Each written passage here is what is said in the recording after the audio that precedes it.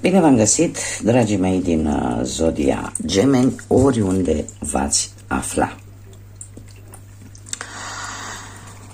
Bine ați venit tuturor, atât dragilor mei abonați, cum de asemenea și celor care sunteți poate pentru prima oară pe acest canal, Tarot Flor de Loto.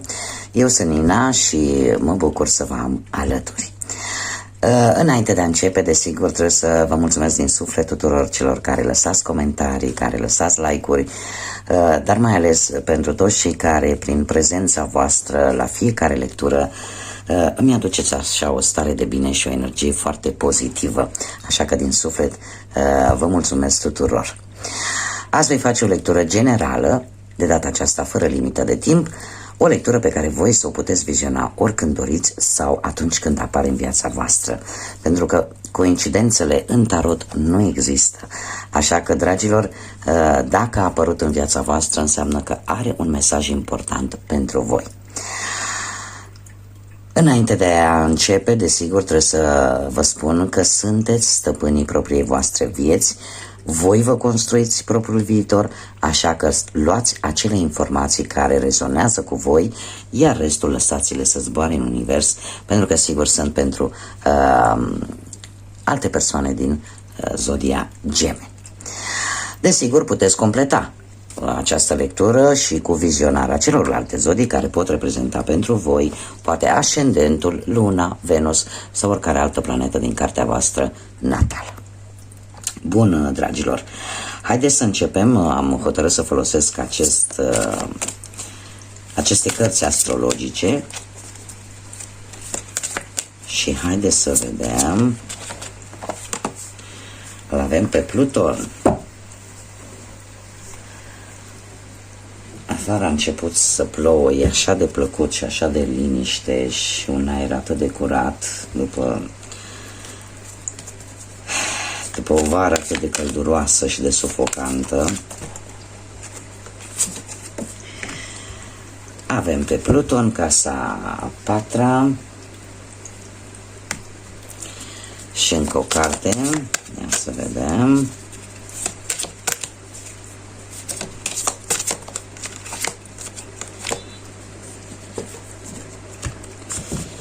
Și un alt semn de aer, la fel ca și voi, dragilor, semnul Balanței. Haideți să vedem despre ce este vorba. Bun, îl avem pe Pluto. Pluto care ne vorbește de energie, ne vorbește de transformare, de schimbări majore care poate vin în viața voastră sau poate chiar au venit, de un nivel de înțelegere mult mai bun, de noi începuturi, de ceva ce trebuie lăsat în urmă pentru a putea începe altceva nou. În general este planeta care ne vorbește de regenerare și de renaștere. Se pare că ai capacitatea de a te transforma și de a face un mare salt către înainte și în felul ăsta să te ridici așa ca pasărea Phoenix din propria cenușă. Este ceva relaționat cu a patra casă. A patra casă care ne vorbește de familie, ne vorbește de schimbare, poate de locuință, de casă, da? Sau de o renovare pe care o poți face în casă, dar în general ne vorbește de cum ești tu văzut în familia ta. Da? Este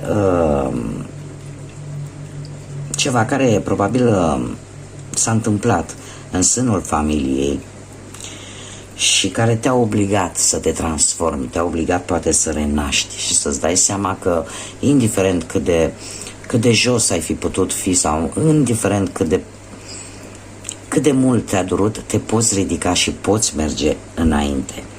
Avem semnul Balanței care ne vorbește de a fi diplomat, de a-ți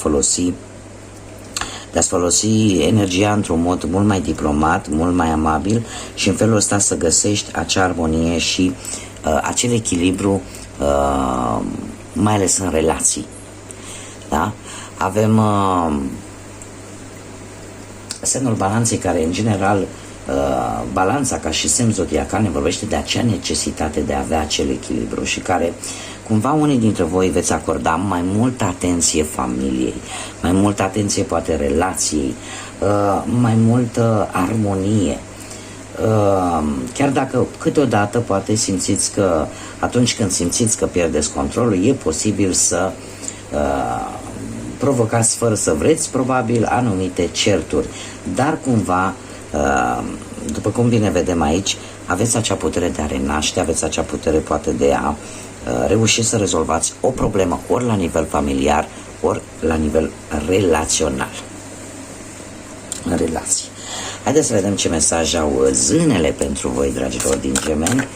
Un mesaj pentru dragii mei din Zodia Gemeni.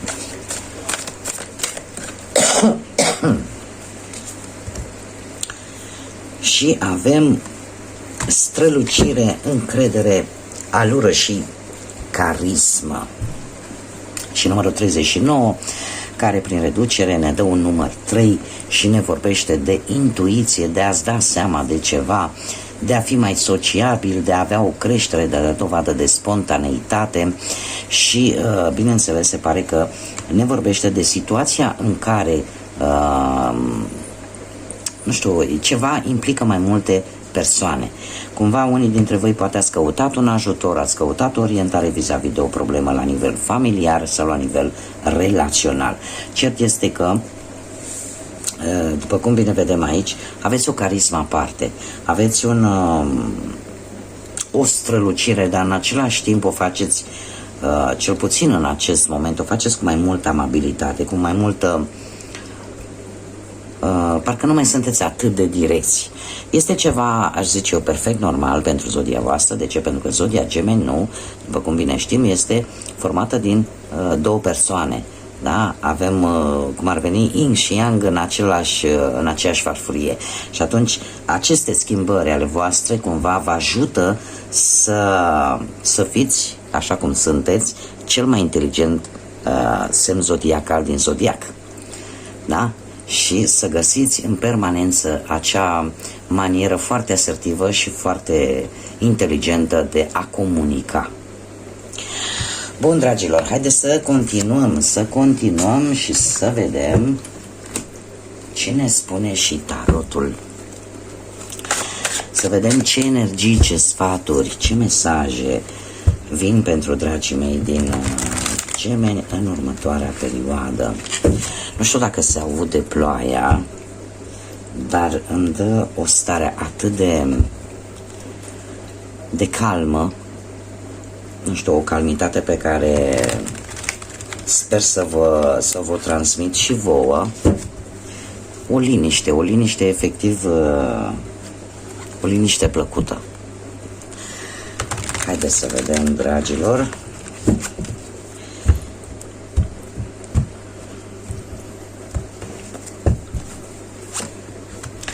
Și avem un rege de monede, o regină de cupe, interesant, foarte interesant. Avem diavolul, un 8 de spade, un 9 de cupe, un 10 de monede, paj de bâte, 10 de spade, soarele și un 3 de monede. Nu e rău, nu e rău.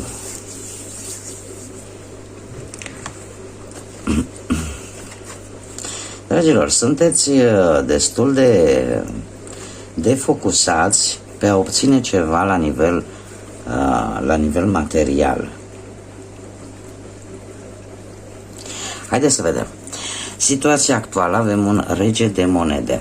Un rege de monede care ne poate vorbi de cineva foarte sigur pe el, cineva foarte ambițios, cineva care are o situație materială foarte bună și care cumva vrea să te ajute, posibil, pentru unii dintre voi. Sau, nu știu, poate ați încheiat, ați făcut o încheiere, o înțelegere fericită vis-a-vis de o anumită problemă, posibil financiar. Dar, în general, dacă vorbim, nu știu, de partea asta a dragostei, e posibil să aveți în viața voastră pe cineva dintr-o zodie de pământ, Taur, Fecioară sau Capricorn, și care cumva să aveți ceva probleme din cauza subiectului ăsta financiar. Posibil ca anumite aspecte financiare sau materiale să fie afectat, posibil relația pentru unii dintre voi în acest moment, sau să afecteze în acest moment. Și eu aș zice că se poate cumva, pentru a rezolva această problemă, este vorba de foarte multă onestitate. Ți se cere cumva să fii onestă. Oricum, aceste probleme nu sunt pe termen lung, ele vor trece. Cert este că pentru unii care sunteți singuri, în viața asta amoroasă e posibil să apară cineva care să fie apărut deja cineva în viața voastră cu o situație materială destul de bună. Acum, ce este împotrivă, da? Ca lucrurile astea cumva să-și găsească poate o rezolvare mai bună sau să avanseze, avem o regină de cupe, dragilor. Cineva care, posibil într-o zodie de apă, rac, pești sau scorpion, și în această situație, într-o poziție negativă, regina de cupe seamănă foarte mult cu Marea Preoteasă. Să fie cineva care să se intereseze, poate, de voi și să aibă așa o gelozie, o invidie oarecum. Iar toată această energie negativă cumva să vă împiedice să vă rezolvați anumite situații, care, cum am mai spus, pot fi atât pe partea asta romantică, cât și pe partea materială. Cert este că regina de cupe este persoana care știe foarte multe, dar spune foarte puțin. Mă gândesc că este cineva care vrea să obțină cât mai multe informații despre voi și le folosește strict pentru interesul propriu. Haideți să vedem, într-un trecut apropiat avem diavolul, ce mă duce cu gândul la anumite lucruri care nu trebuiau făcute. E posibil ca unii dintre voi să vă confruntați cu anumite lucruri necurate.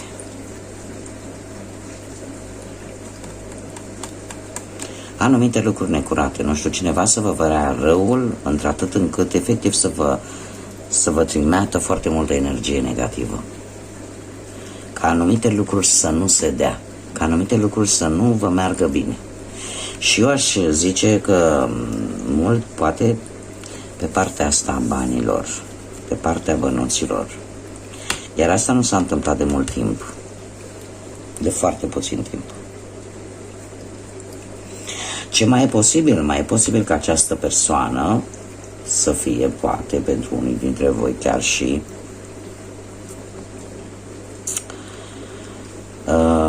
cineva care, în afară de invidie, poate să țină și gelozie și să o facă din gelozie. Da?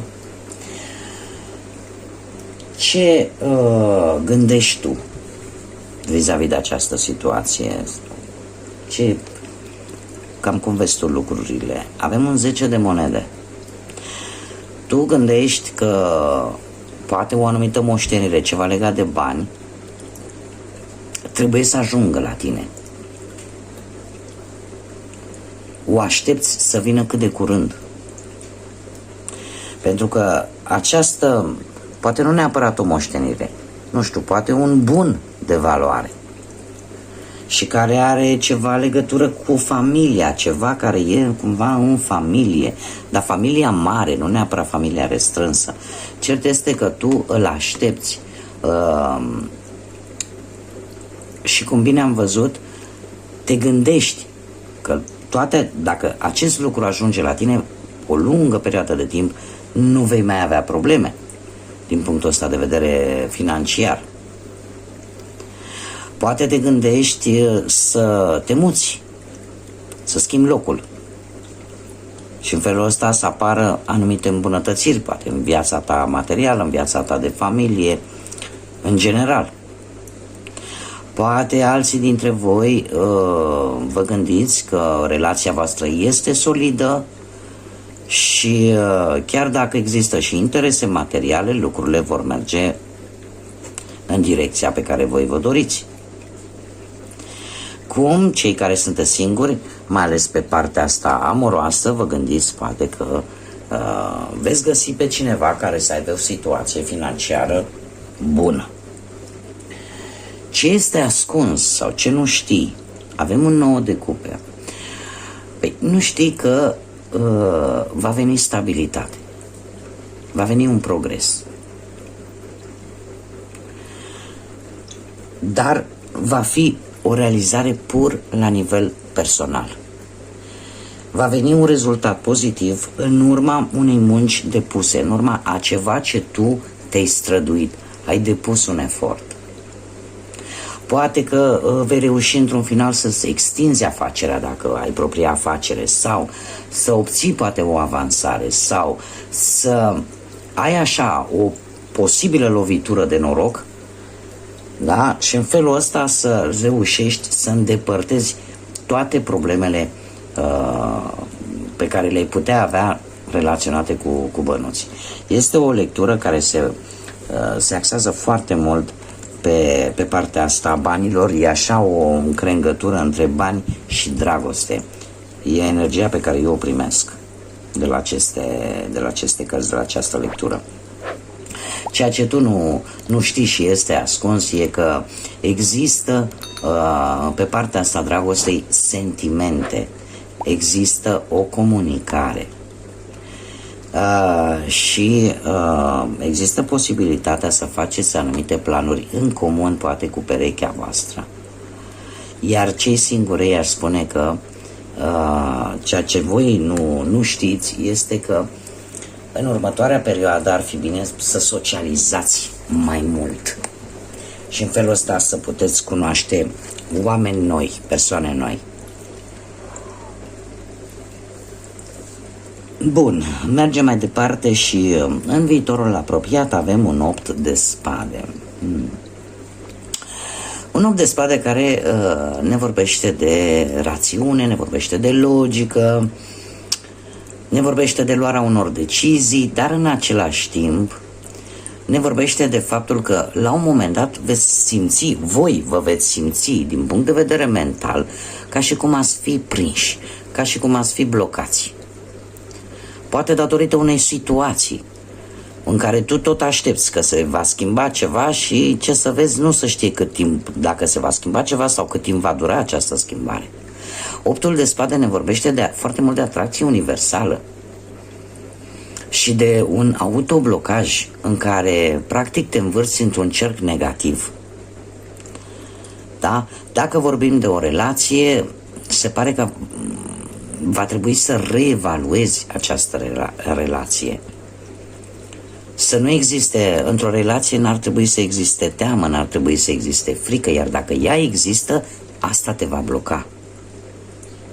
Și poate ar trebui să spui întrebarea dacă cumva poate nu e mai bine singur decât într-o relație care nu este foarte sănătoasă. Este cartea care vă reprezintă, cartea Gemenilor. Nu știu, cei care sunteți singuri, într-un viitor apropiat ar trebui să, până nu reparați ce este un pic rănit, un pic stricat în interiorul vostru, nu vă angrenați într-o nouă relație, pentru că nimeni nu poate repara ce este interiorul tău dacă tu nu o faci primul. Există și, îl avem și pe Jupiter cu această carte, care ne vorbește de expansiune, dar o expansiune care poate să fie într-un mod pozitiv sau într-un mod negativ. Da? În general, Jupiter este o planetă benefică, planeta benefică, de fapt, așa îi spune, care ne vorbește de foarte multă încredere în tine și în forța ta. Da? Te gândești foarte mult la abundență, te gândești foarte mult la bani, te gândești foarte mult la creșteri, dar în același timp trebuie să o faci cu echilibru și trebuie să nu te autoblochezi. Mergem mai departe și haideți să vedem cum vezi situația și cum vei acționa. Și avem un paș de bâte. Păi, se pare că cu acest paș de bâte, nu știu, oricineva tânăr va veni cu o schimbare în viața ta, va veni cu o veste. O veste, spune eu, destul de bună, o veste sau o soluție de viitor, sau pur și simplu voi veți face o schimbare în viața voastră. De ce? Pentru că e posibil să descoperiți ceva important care să vă ajute. O informație importantă care să vă ajute și în felul ăsta să știți exact cum să acționați.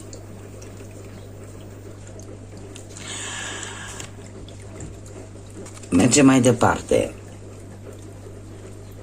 Cum afectează sau cine poate afecta această relație sau această situație? Și avem un 10 de spade, dragilor. E posibil ca poate unele momente destul de dureroase, unele momente pline de decepție să te afecteze mai mult decât ai crezut. Și asta pentru că sunt anumite jocuri care se fac pe la spatele tău. Chiar dacă ai puterea și știi lucrul ăsta, că ai puterea să treci peste, ele totuși cumva persistă. Unii dintre voi e posibil să fie angrenați într-o infidelitate. Da? Într-o situație în care în loc de 2 persoane sunt 3. Alții e posibil să cunoască persoane noi care vor promite mult, dar vor face puțin. Și asta cumva să vă afecteze situația și planul vostru. Ce este benefic sau ce poate bloca? Dragilor, avem soarele, este ceva super benefic, nu că benefic. Soarele care vine cu pozitivitate, vine cu o schimbare pozitivă în viața ta.